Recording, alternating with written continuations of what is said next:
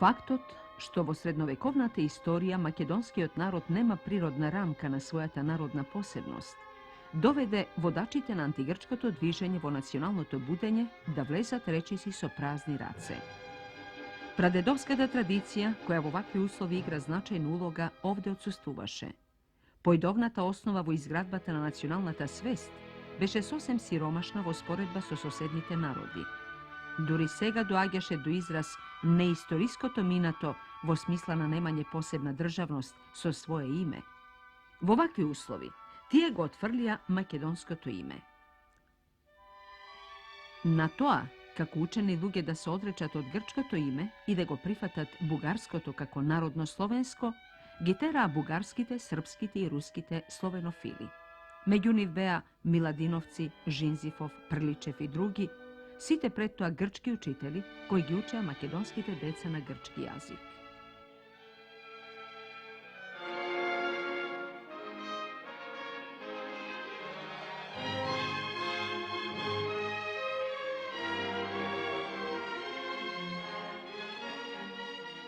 Се до 1868 година и српските учени луѓе, чувствувајќи разликата меѓу македонскиот народ и србите, го подгреваа бугарското чувство кај македонците поради нивното неисториско минато и неоспорната разлика од грците.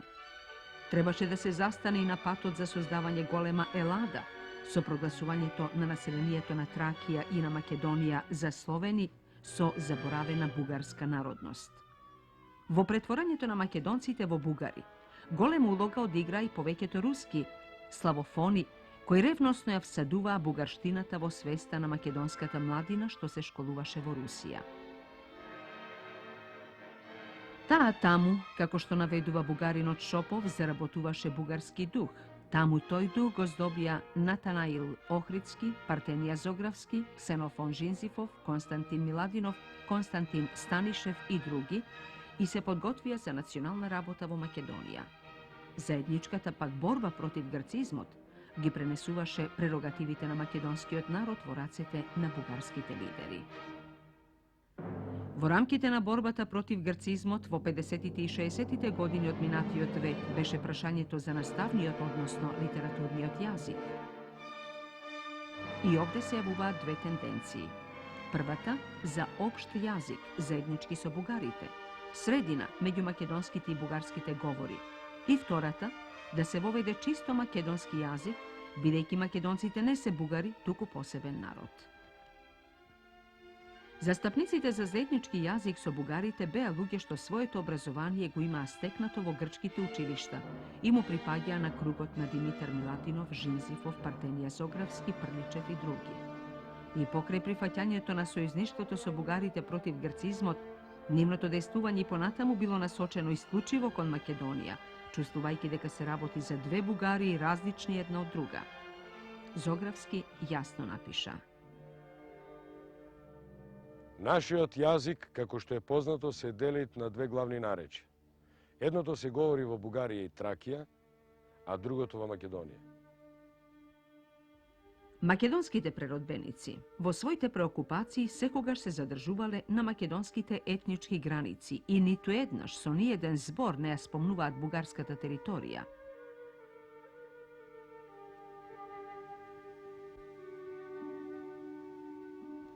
Орелски крилја как да си метнех и в наши стрни да си прелетнех. На наши место ја да си идам, да видам Стамбул, Кукуш да видам. Да видам дали сонце и тамо мрачно угревијат како и вамо. На изразит пример е поетот Константин Миладинов во песната Тъга за југ, во која набројува македонски места за кои копне да ги види. Го спомнува и Стамбул како престолнина на државата, но не спомнува ниту еден бугарски град. За Македонија пишува и Григор Прличев, добитник на Ловоровиот венец за 1860 година. Во тој правец дејствувале и кога се јавил проблемот за создавање литературен јазик. Тоа најдобро се гледа од писмото на Димитар Миладинов од 1. јуни 1857 година до зографскиот проигумен Викентии за состојбата на учебното дело во Македонија. Както во Бугарија и овде во Македонија, фала Богу, училишќата на успехот по славјански јазик многу лепо ходат и имат што предават славјански со технологија.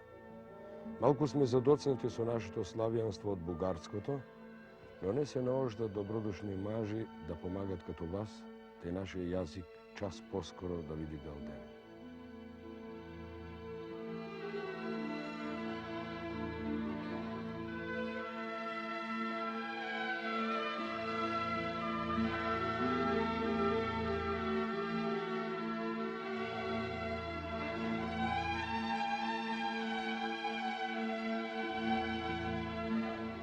Македонските учебникари биле изложени на остра критика од бугарската пропаганда и биле обвинувани за уривање на бугарското единство поради употребата на македонскиот говорен јазик.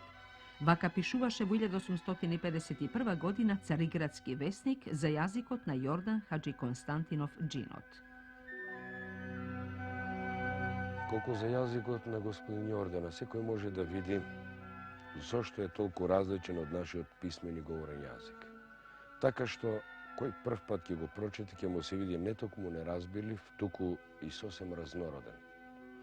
И навистина тој јазик, ако и да се покажува бугарски, и неговата материја, како и на нашиот е земена исто така од црковниот пишен јазик, по видот меѓутоа, тоест, по изговорот на зборовите и пишувањето, толку својства и особености има, така што полесно може да го говори право еден туѓоплеменик, а не еден единороден бугарин. Да проштеваат скопјаните и ним подобно јазичните, бидејќи и тие не го разбираат, ниту може да го говорат нашиот јазик.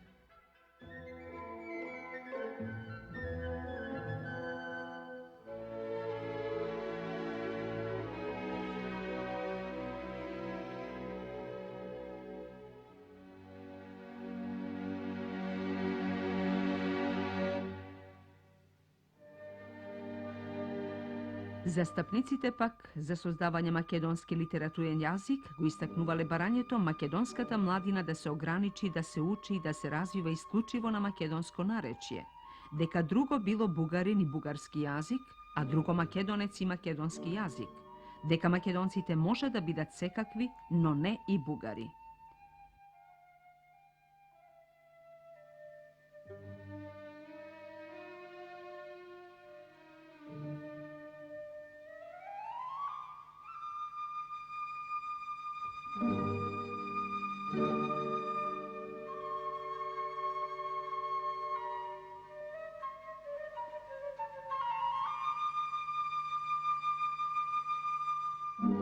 Фикцијата Голема Бугарија, која постепено еволуираше од Априлов и Палаузов, а го доби својот конечен облик во романтичарските замисли на Раковски, во кукушките и охридските антигрчки настани, како да наоѓаше свое решение.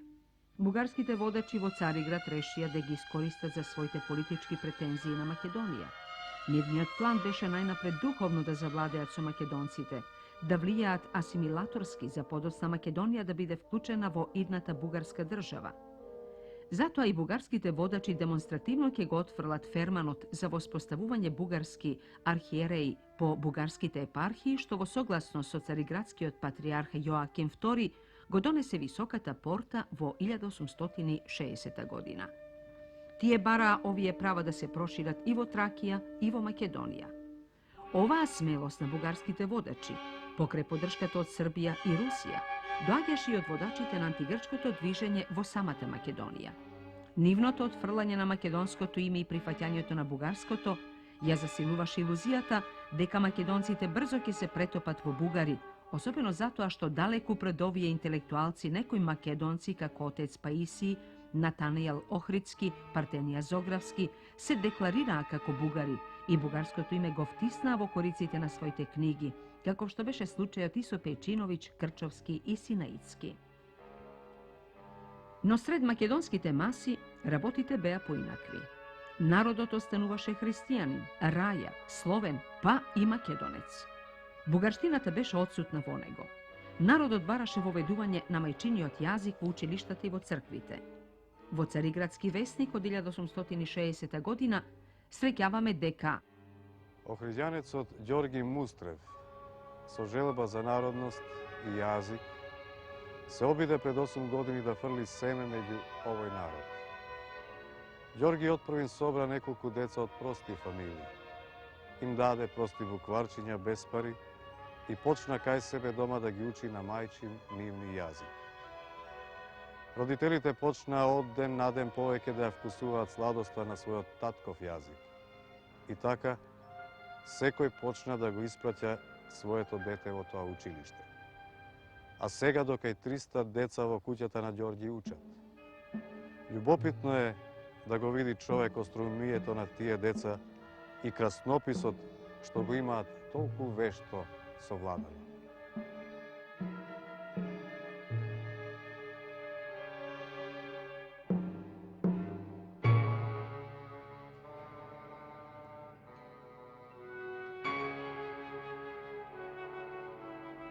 Народот им се восхитуваше на свештената историја и на букварот на отец Партенија, не за втиснатите зборови бугарски јазик, туку затоа што беа напишани на нивниот македонски јазик. Некој си Недев тогаш напишал: Ве молиме, браќа македонци, ми се чини дека вие со презрива горделивост гледате на вашите браќа бугари и тракијци, не одобрувајќи ги нивните учебници, а итате со превасходна брзина кон србизмот. Вие може би ќе кажете дека јазикот ви е сличен со српското наречие. Тоа е вистина, но не толку сличен како што е со бугарскиот. Значи, не бугарско чувство, туку отпор против бугарските учебници. Заради всадување на бугарштината сред македонското население, во 1866 година во Цариград бугарските национални водачи отворија читалиште Генерал-штаб во борбата за великобугарското влијание во Македонија или Бугарско министерство за просвета. Тоа читалиште формира македонска дружина и друштво Просвештение за отворање бугарски училишта во Македонија, а испраќаше и учители на свој трошок. Првата филијала на Цариградското читалиште беше отворена во Прилеп во 1867 година, па во Крива Паланка, Воден, Велес, Охрид и во Скопје. Но успесите на овие читалишта беа ограничени. Просветените македонци кои беа упатени во националните дискусии, како учителот Јанаки Стрезов, допуштаа дека македонците може да бидат се, но не и бугари. Отпорот спрема бугарите особено се засили кога бугарските водачи удрија врз јазикот на македонците, кога под формата на општ бугарски јазик бара да се напушти македонскиот јазик. Непознатиот автор во статијата Една вистина во весникот Право од 30 ноември 1870 година вели: Одвај се ослободивме од грците. Шопиле ќе стануваме сега. Ние сме македонци, не сме бугари. И затоа не сакаме книги на шопски јазик.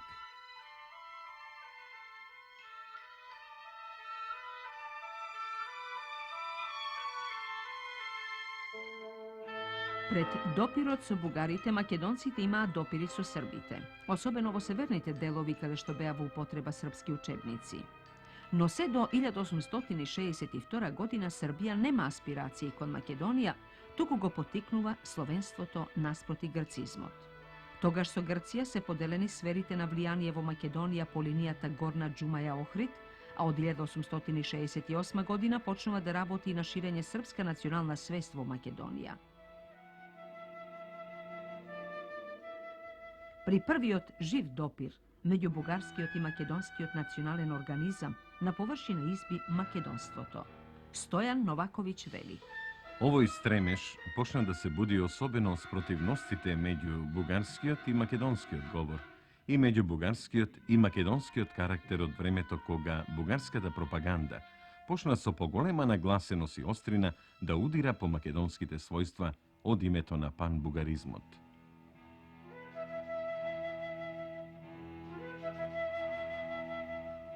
За овој судир, бугарските цариградски вестници молчеа. Вистината требаше да се зачува од Европа. Во почетокот пишува бугаринот Петко Славејков. Бугарските првенци ги зема на подсмев зборовите на македонските патриоти, дека тие не се бугари, туку македонци, и дека бугарите се татари, а тие словени. А кога ја почувствуваа оваа струја како опасност, беше направен план за дејствување против неа. Таа задача ја презеде јужнобугарската група од Цариград на чело со доктор Стојан Чомаков и писателот Петко Славејков. С оглед на фактот што македонци се нарекуваа и власите кои дури се сметаа за директни потомци на Филип и Александар, бугарските националисти македонското име го прогласија за куцовлашко и гркофилско, барајќи да се напушти тоа име и да се прифати бугарското. Тоа ќе доведе до судир меѓу бугарофилите и власите, што особено дојде до израз во Прилеп. Македонистите ќе стапат во одбрана на власите, а тоа пак, за оние што го имаа прифатено бугарското име, значеше борба против грчкото име и грцизмот, затоа што тие своето потекло го врзуваа за старите македонци, а со тоа им одеа во прилог на грците.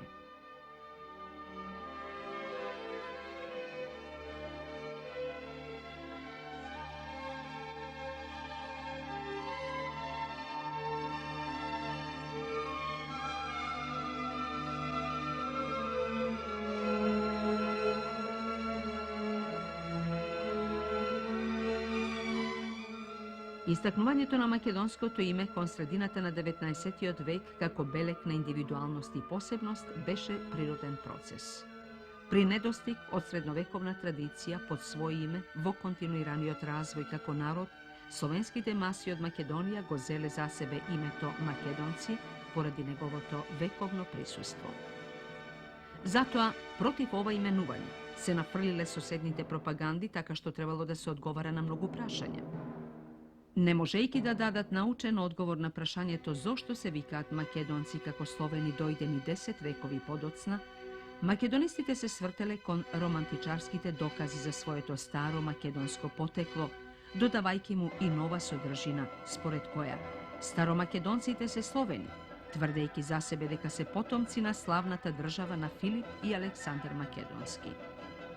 Истакнувајќи го своето славно минато, представниците на македонската индивидуалност, меѓу кои се истакнувале Георгија Пулевски и Исаија Мажовски, се бранеле од големо грчките и големо бугарските посегања и ја пополниле празнината во државната традиција под македонското име.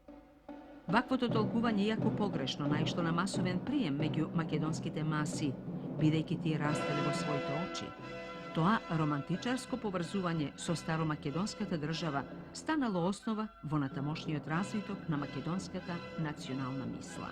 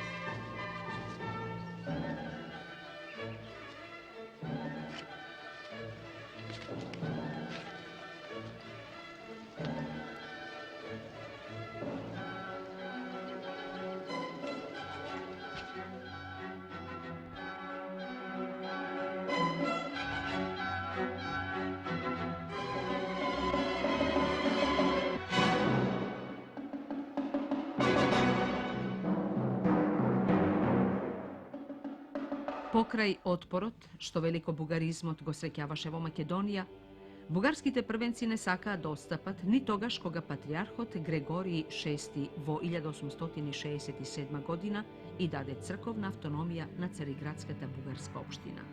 Тие едноставно го отфрлија проектот како што тоа го сторија и 7 години пред тоа, зашто во суштина тој проект им го затвораше патот на бугарите во Македонија и Белото море. Најизразитиот представник на јужно-бугарската група во Цариград, доктор Стојан Чомаков, ке изјави: Без Македонија, Бугарија ќе остане осакатена не само на национален план, туку и политички ќе биде неспособна за живот. Бугарите ќе бидат сигурни за својата независност, само кога ќе допрат до отвореното море, а тоа може да биде само преку Македонија. За да се здобијат со право и на македонските епархии, бугарските водачи ќе испратат молба до портата да се обнови Охридската архиепископија.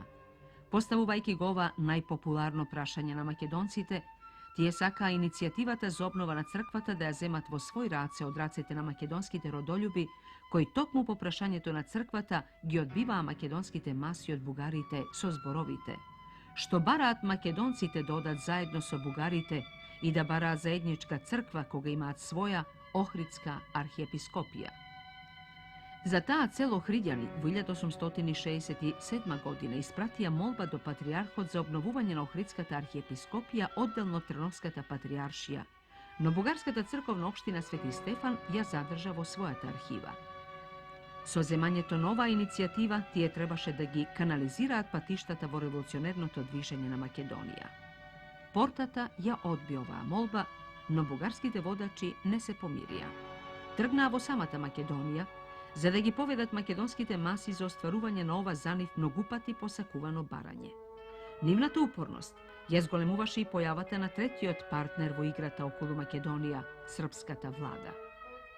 Во 1868 година Србија ја напушти мислата за револуционерно создавање на Јужнословенското царство на чело со српската династија и тргна кон Македонија со чисто српска идеја, барајќи права за кнежеството не само за епархиите на Печката патриаршија, туку и на Охридската архиепископија како српска, со што предупреди дека таа има национални интереси во Македонија.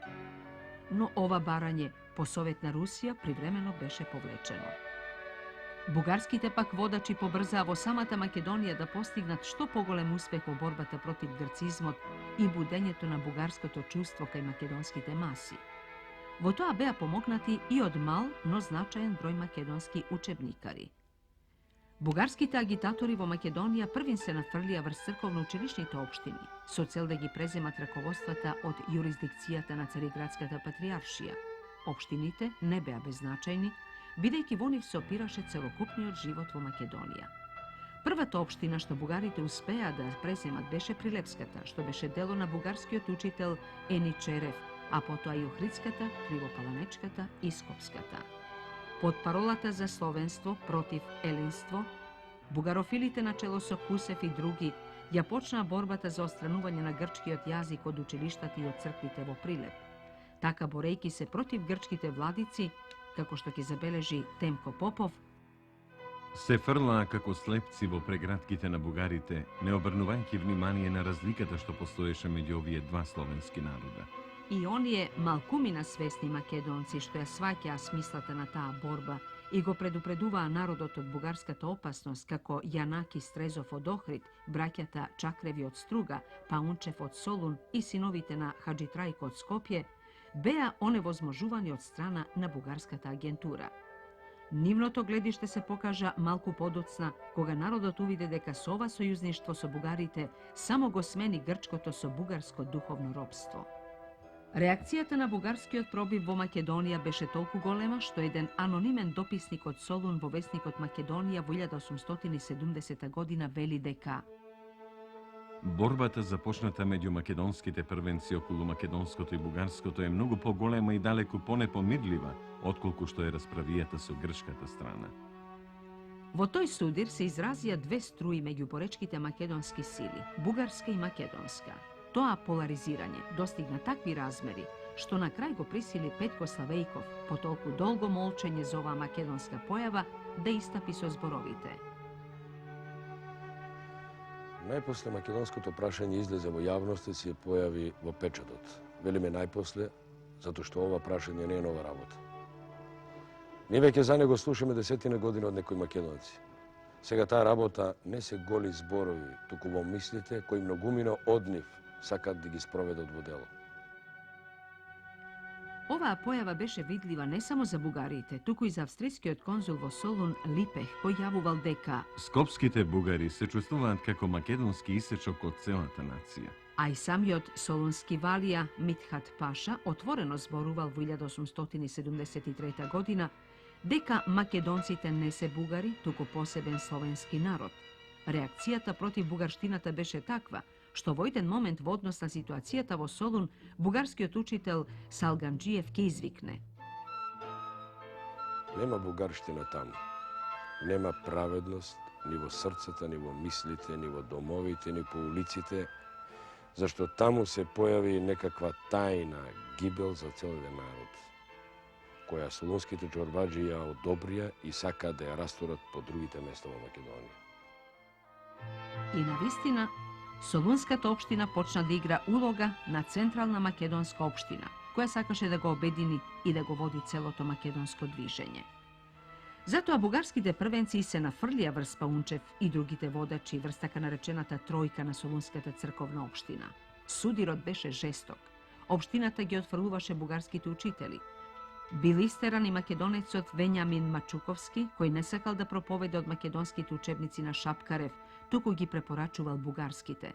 Стануваше збор не за тројка, како што пишуваа бугарските цариградски вестници, туку за широк круг македонски патриоти, како што соопштува Салганџиев. Во ова време забеа оној ветер на порано замислениот план на некои учители од Западна Македонија, според кој македонската младина треба да се ограничи во учењето и развојот на македонско наречие. И во тој правец веќе беа започнени да се издаваат и издадоа некои учебници на тоа наречие. Покрај Солунчани, на таа линија беа и Велешани, Ресенчани, потоа Шапкарев, кој во тоа време проповедаше крстоносен поход против книгите пишувани на словено-бугарски јазик, па Иван Шумков, кој во 1871 година бараше од Прилеп да се исфрлат бугарските учебници, Ѓоргија Пулевски, кој во својот речник ги изнесе македонските гледишта во 1875 година и многу други. Се гледа дека кругот на македонските патриоти не беше мал и тоа одразуваше суштината на македонското национално битие, што лежеше во душата на македонците. И покрај се, ова македонско струење не доби повиден израз во европската јавност. Го задушуваа пропагандите. Во ваква ситуација, ова македонско струење доби уште еден удар. На 28 февруари 1870 година Високата порта го издаде ферманот за создавање бугарска екзархија. Со тоа беа закрвени односите меѓу Грција, Бугарија и Србија во Македонија. Тој раздор го предизвика членот 10 од ферманот, со кој македонските епархии, освен Велешката, која без согласност на Велешани беше приклучена кон екзархијата, станаа спорни меѓу патриаршијата и екзархијата. Бидејќи спорот требаше да се реши со плебисцит, се разви жестока борба меѓу бугарската и грчката пропаганда на теренот на Македонија. Така место обнова на Охридската архиепископија, што постојано ја бараа македонските епархии, особено Охридската, во Македонија почна борба за двотретинско мнозинство во црковните општини, што ја определуваше јурисдикцијата на едната или на другата црква. Бугарската екзархија ветуваше црковни титули, бесплатни учебници, народен јазик, се служеше со подкупи, а народот ги следеше своите првенци. За турците пак, овие судири го продолжуваа нивниот мирен престој на Балканот. Така дел од македонскиот народ од Прилеп, Охрид, Скопје и од други места беа запишани во Нуфус тефтерите како Бугар Милет, а делови од Македонија беа вклучени во орбитата на бугарските интереси, во прво време во границите на црквата, за, ако се може, подоцна да бидат вклучени и во политичките граници на бугарската држава. Ова определување за екзархијата бугарските лидери го искористија да му покажат на светот дека населението од Македонија се декларира себе си како бугарско. Навистина, поголемиот број од македонските маси се изјаснуваше за екзархијата, но не затоа што се чувствуваа бугари, туку да се оттргнат од омразениот грцизам, заради ветувањата за словенска богослужба и бесплатни училишта. Со тоа изјаснување тие не ја декларираа народноста, туку припадноста кон Словенската црква. Истото го забележуваат и германецот Гроте, како и Вендел. Гласањето не беше за народноста, туку за црковната припадност. И што можеше да се избира словенска или грчка црква, трето немаше. Едниот јазик беше разбелив за масите, другиот не. Свеста пак на македонскиот просечен човек не беше нарасната до тој степен да прави разлика меѓу верата и народноста, што логично го тераше под закрилата на екзархијата. При пребројувањето во Куманово, турците ги прашувале селаните дали си грк, а кога селанецот ќе рече не, веднаш турчинот викал пиши Бугар Милет. Дека со гласањето македонците не се изјаснувале народносно, сведочи и дописот на еден анонимен автор во весникот Македонија од 1870 година "Еден глас за всичка Македонија", во која се поставуваат услови за присоединување на македонските епархии кон екзархијата. Но пред да се соединиме, мислиме и за наша должност, сметаме да ги прашаме и да ни кажат како ќе пастируваат, според евангелската заповест ли, или како што досега пастирувале грчките владици тирански и деспотски. Зашто, како што ни помирисува, од сега ќе тргнат кон тој пусти деспотизам. И покрај тоа што едни се приклучуваат кон екзархијата, а други остануваат под патриаршијата, македонците во целина беа неделив организам.